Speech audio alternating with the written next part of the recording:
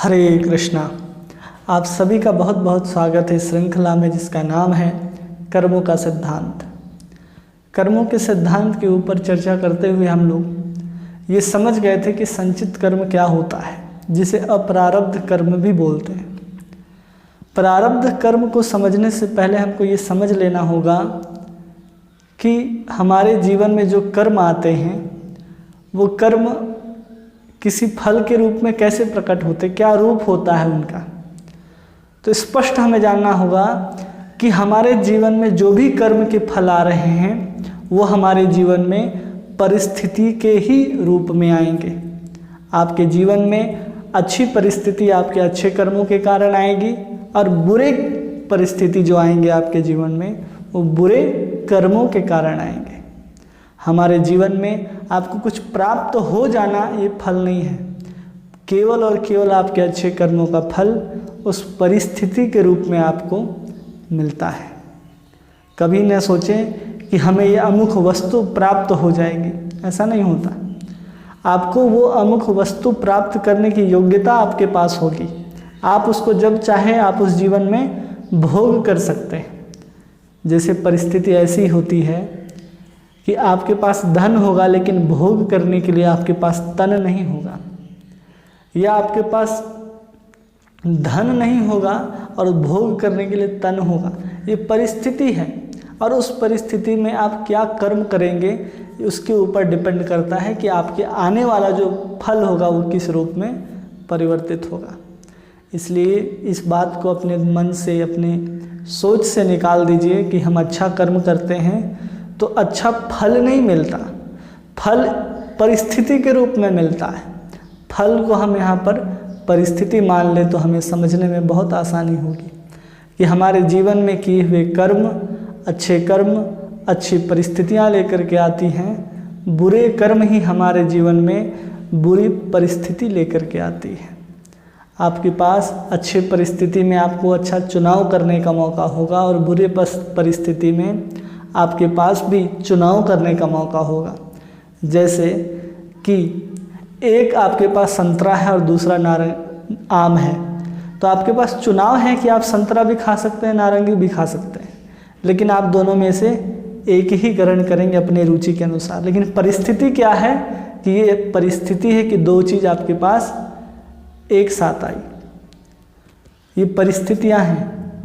दूसरा उदाहरण समझ लीजिए, जैसे कि अगर आप कहीं भाग रहे हैं और भागते भागते आपको बहुत प्यास लगी, तो प्यास लगने के बाद क्या हुआ, जिस जगह पर आप रुकते हैं वहाँ पर आपको नारियल पानी भी दिया जाता है और संतरे का जूस भी दिया जाता है। तो ये परिस्थिति है, आप क्या ग्रहण करेंगे। और ये भी परिस्थिति आ सकती है कि एक जगह गंदे नाले का पानी हो और कुछ ना हो प्यास लगने के बाद, तो एक परिस्थिति है, आप वहाँ पर पानी पिएंगे या नहीं पिएंगे। उसी रूप में अगर अच्छी परिस्थितियां हैं हमारे जीवन में, सब कुछ अनुकूल चल रहा है, तो हमारे जीवन में जो हमने कर्म किए हैं वो सब शुभ किए हैं। इसलिए आप इस बात को हमेशा ध्यान रखिए, कर्मों का फल परिस्थिति के रूप में आता है।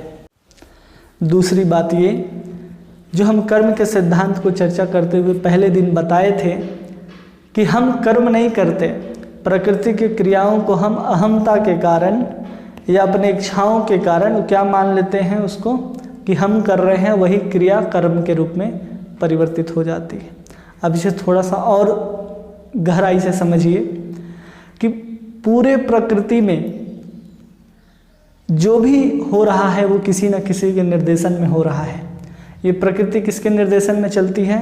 भगवान के निर्देशन में। भगवान स्पष्ट कहते हैं कि मयि अध्यक्षेन सूयते प्रकृति सचराचरम। ये पूरा का पूरा प्रकृति, पूरा ब्रह्मांड जो है वो भगवान कृष्ण की इच्छा के ऊपर निर्भर है, वही इसके नियंत्रण करता है, इसलिए ईश्वर भी कहे जाते हैं।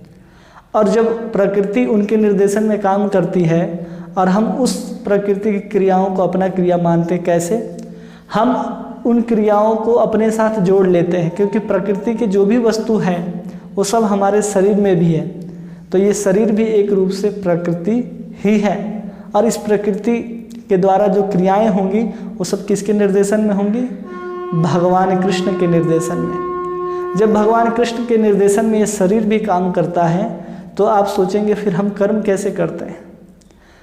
इसको समझ जाइए कि हम क्या करते हैं, जीव हैं, और जीव होने के कारण हम इच्छा करने में स्वतंत्र हैं। हम कोई भी इच्छा करते हैं और इच्छाओं को भगवान क्या करते हैं, अपने अनुमति के द्वारा सैंक्शन करते हैं, अनुमति प्रदान करते हैं, जिसके द्वारा प्रकृति उस कार्य को करना आरंभ करती है और प्रकृति उस कार्य को करके उसके फल के रूप में फिर वापस जीव को देती है। मतलब जीव इच्छा करेगा, भगवान सैंक्शन करेंगे और फिर प्रकृति करके आपको प्रदान करेगी। किस आधार पर? परमात्मा तब सैंक्शन करेंगे जब आपके पास उतने पुण्य हो, आपने कुछ कर्म करके रखा हो। और कर्म करके कब रखेंगे? जब परमात्मा आपको निर्देशन दे, क्योंकि प्रकृति जो है वो परमात्मा के ही निर्देशन में चलेगी, आपके निर्देशन में प्रकृति नहीं चलती है।